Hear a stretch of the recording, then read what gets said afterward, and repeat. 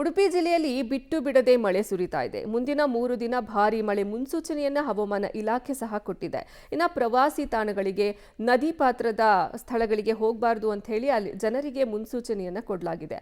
ಆದರೂ ಸಹ ಅಲ್ಲಿ ಕಾನೂನು ಬಾಹಿರ ಚಟುವಟಿಕೆ ನಡೀತಾ ಇದೆ ಅನ್ನೋದು ಸ್ಥಳೀಯರ ಆರೋಪ. ಏನದು ಅನ್ನೋದರ ಡೀಟೇಲ್ಸ್ ಇಲ್ಲಿದೆ. ರಾಜ್ಯದಲ್ಲಿ ಮುಂಗಾರು ಮಳೆ ಅಬ್ಬರ ಜೋರು. ಉಡುಪಿ ಜಿಲ್ಲೆಯಲ್ಲಿ ರೆಡ್ ಅಲರ್ಟ್ ಘೋಷಣೆ. ಉಡುಪಿಯ ಕಾಪು ಬೀಚ್ನಲ್ಲಿ ಕಟ್ಟೆಚ್ಚರ. ಉಡುಪಿ ಜಿಲ್ಲೆಯಾದ್ಯಂತ ನಿರಂತರ ಮಳೆಯಾಗುತ್ತಿದೆ. ಚಂಡಮಾರುತ, ವಾಯುಭಾರ ಕುಸಿತದ ಜೊತೆ ಪೂರ್ವ ಮುಂಗಾರು ಮಳೆ ಅಬ್ಬರ ಶುರುವಾಗಿದೆ. ಜಿಲ್ಲಾಡಳಿತ ಹಾಗೂ ಹವಾಮಾನ ಇಲಾಖೆ ಸಾರ್ವಜನಿಕರಿಗೆ, ಪ್ರವಾಸಿಗರಿಗೆ ನಿಯಮಗಳನ್ನು ಜಾರಿಗೊಳಿಸಿದೆ. ನದಿ, ಸಮುದ್ರ ಪಾತ್ರದಲ್ಲಿ ಓಡಾಡಬಾರದು, ನೀರಿಗೆ ಇಳಿಯಬಾರದು ಎಂಬ ಸೂಚನೆ ನೀಡಿದೆ. ಕರಾವಳಿ ಜಿಲ್ಲೆ ಉಡುಪಿಯಲ್ಲಿ ವಿಪರೀತವಾದ ಗಾಳಿ ಮಳೆ ಆಗ್ತಾ ಇದೆ. ಕಡಲ ತೀರಕ್ಕೆ ಸಾಲು ಸಾಲು ರಜೆ ಇರೋದ್ರಿಂದಾಗಿ ಪ್ರವಾಸಿಗರ ಸಂಖ್ಯೆ ಕೂಡ ಹೆಚ್ಚಾಗಿದೆ. ಆದರೆ ನಿಗದಿತ ಸಮಯಕ್ಕಿಂತ ಬೇಗ ಮುಂಗಾರು ಮಳೆ ಬಂದಿರೋದ್ರಿಂದಾಗಿ ಪ್ರವಾಸಿಗರಿಗೂ ಕೂಡ ಇದು ಒಂಥರದ ಕಿರಿಕಿರಿ ಅನ್ನುವಂಥದ್ದು. ನಾವು ನೋಡ್ಬೋದು, ಮಲ್ಪೆ ಬೀಚ್ನಲ್ಲಿ ಸಾವಿರಾರು ಪ್ರವಾಸಿಗರಿದ್ದಾರೆ. ಇನ್ನೂ ಕೂಡ ರಜೆ ಮುಗಿದಿಲ್ಲ. ರಜೆಯ ಕಡೆಯ ದಿನಗಳನ್ನು ಪ್ರವಾಸಿ ತಾಣಗಳಿಗೆ ಸುತ್ತಾಡಿಕೊಂಡು ತಿರುಗಾಡಬೇಕು ಅನ್ನುವಂಥ ಪ್ಲ್ಯಾನ್ ಮಾಡಿದವರಿಗೆ ಮುಂಚಿತವಾಗಿ ಸುರಿದಂತಹ ಮುಂಗಾರು ಮಳೆ ಮತ್ತು ಚಂಡಮಾರುತ ಸಾಕಷ್ಟು ನಿರಾಶೆಯನ್ನು ತಂದಿರುವಂಥದ್ದು ನಾವು ನೋಡ್ಬೋದು. ಈಗಲೂ ಕೂಡ ಖಡಕ್ ನಿಯಮ ಇದೆ. ಪ್ರವಾಸೋದ್ಯಮ ಇಲಾಖೆ ಮತ್ತು ಬೀಚ್ ಅಭಿವೃದ್ಧಿ ಸಮಿತಿಯವರು ಯಾರೂ ಕೂಡ ಕಡಲಿಗೆ ಇಳಿಬಾರ್ದು ಅನ್ನುವಂಥ ಮುನ್ಸೂಚನೆಗಳನ್ನು ಕೊಡ್ತಾ ಹೋಗ್ತಾ ಇದ್ದಾರೆ. ಆದರೆ ದೂರ ದೂರ ಊರುಗಳಿಂದ, ಹೊರ ರಾಜ್ಯಗಳಿಂದ ಬಂದಂಥ ಪ್ರವಾಸಿಗರು ಬೀಚ್ಗೆ ಇಳಿದು ಮೋಜು ಮಸ್ತಿಯಲ್ಲಿ ತೊಡಗಿರುವಂಥದ್ದು ನಾವು ನೋಡ್ಬೋದು. ಯಾವ ಮಟ್ಟಿಗೆ ಮೋಡ ಆವರಿಸಿಕೊಂಡಿದೆ ಅನ್ನುವಂಥದ್ದು.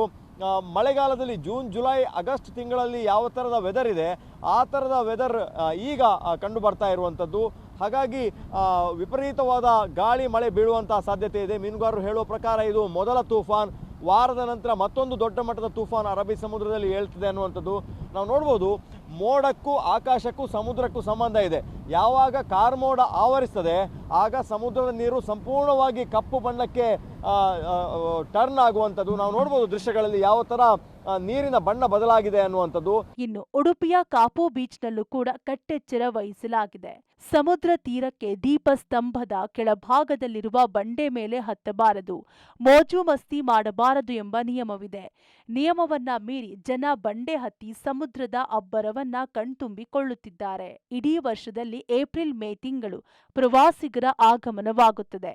ಮೇ ತಿಂಗಳಲ್ಲಿ ಮಳೆ ಶುರುವಾಗಿರುವ ಕಾರಣ ಪ್ರವಾಸಿಗರಿಗೆ ರಜೆಯನ್ನ ಎಂಜಾಯ್ ಮಾಡಲು ಸಾಧ್ಯವಾಗಿಲ್ಲ. ಟೂರಿಸ್ಟ್ಗಳನ್ನೇ ನಂಬಿರುವ ವ್ಯಾಪಾರಿಗಳಿಗೂ ಮಳೆ ನಷ್ಟ ತಂದಿದೆ. ವ್ಯಾಪಾರಕ್ಕೆ ಈಗ ಬೇಗ ಮಳೆ ಬಂದಿರೋ ಕಾರಣಕ್ಕಾಗಿ ಈಗ ಬೇಗ ಎಲ್ಲ ಅಂಗಡಿಗಳು ಎಲ್ಲ ಬಂದಾಗಿದೆ. ನಮಗೆ ವ್ಯಾಪಾರ ಸಹ ಏನೂ ಇಲ್ಲ ಈ ಸಾರಿ ಬೇಗ ಮಳೆ ಬಂದಿದೆ. ತುಂಬ ಮಳೆಗಾಲ ವ್ಯಾಪಾರ ಭಾರಿ ಕಮ್ಮಿ.